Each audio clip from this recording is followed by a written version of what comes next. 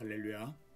오늘 이 아침에 여러분과 함께 기쁜 마음으로, 감사하는 마음으로 아침 편지를 시작해 보려고 합니다. 오늘도 여러분에게 하나님의 은혜와 축복이 충만하기를 우리 주 예수 그리스도의 이름으로 축복하며 기도합니다. 아멘. 자, 오늘 우리에게 주신 말씀 함께 합독하십시다. 그러므로 형제들아, 우리가 빚진 자로되 육신에게 져서 육신대로 살 것이 아니니라. 아멘. 다시 한번 하겠습니다.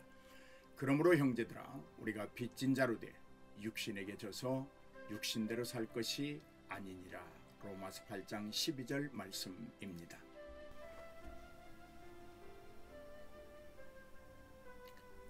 하나님의 피조물인 우리 모두는 하나님께 빚진 자들입니다.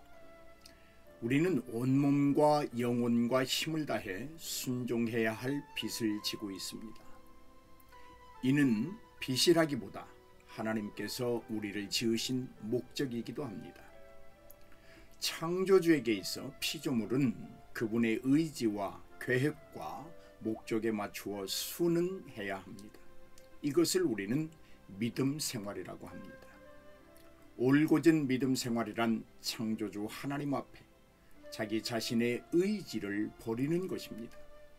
자기 자신이 강하게 살아있는 자들에게서는 아름답고 순전한 믿음을 기대할 수 없습니다. 이들은 순수해야 할 믿음을 자신을 세우는 도구로 사용할 뿐입니다. 물론 이들도 그리하면 안 된다는 것을 압니다. 그럼에도 연약해진 자신을 회유합니다. 이번 한 번만, 혹은 아직은 아닌 것 같아 오늘까지만 하고 내일부터 하지 등등으로 자신을 위로합니다.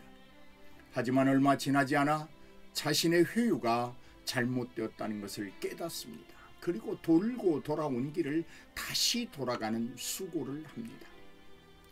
하나님의 계명들을 범한 우리는 또 그의 공의에 대해서도 빚진 자들입니다. 하나님의 공의는 자신이 정한 율례와 계명과 법도를 따라 효력을 발생합니다.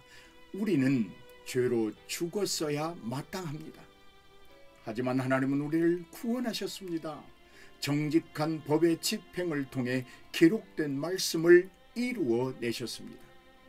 이 일엔 엄청난 아픔이 있었습니다. 아버지가 아들을 죽이는 아픔입니다. 누가 타인을 위하여 자기 아들을 죽일 수 있습니까?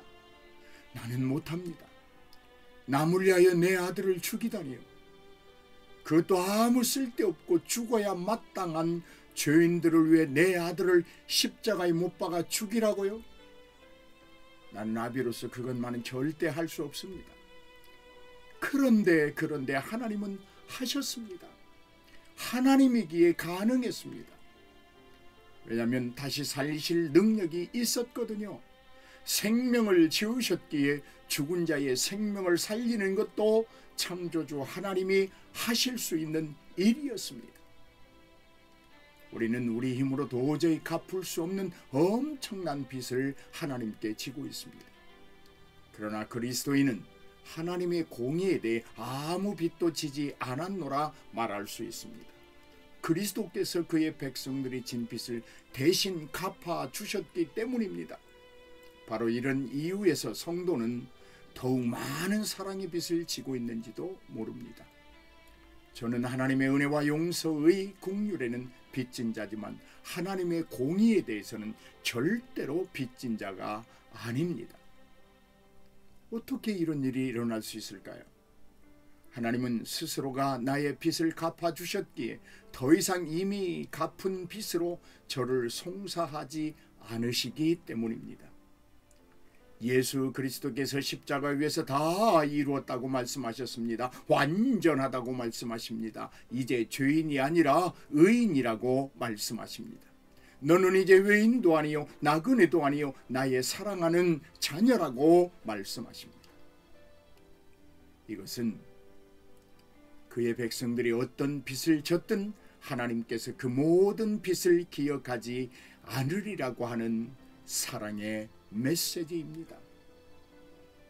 그러나 바로 이로 인해 우리는 구원받기 전보다 훨씬 더 많은 빚을 하나님께 진 자들이 되었습니다. 사랑하는 여러분, 하나님으로부터 탕감받은 빚들을 헤아려 보십시오. 100가지입니까?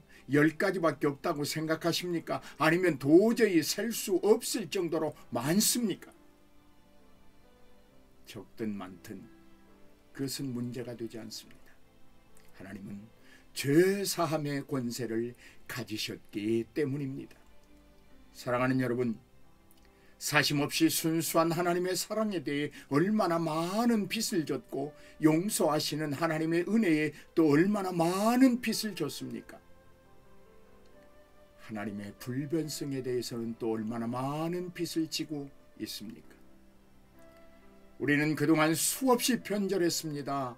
그러나 하나님은 한 번도 변하지 않으셨습니다.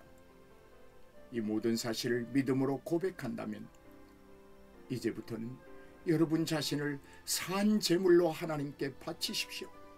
그 일만이 하나님을 합당하게 섬길 수 있는 유일한 방법입니다. 할렐루야!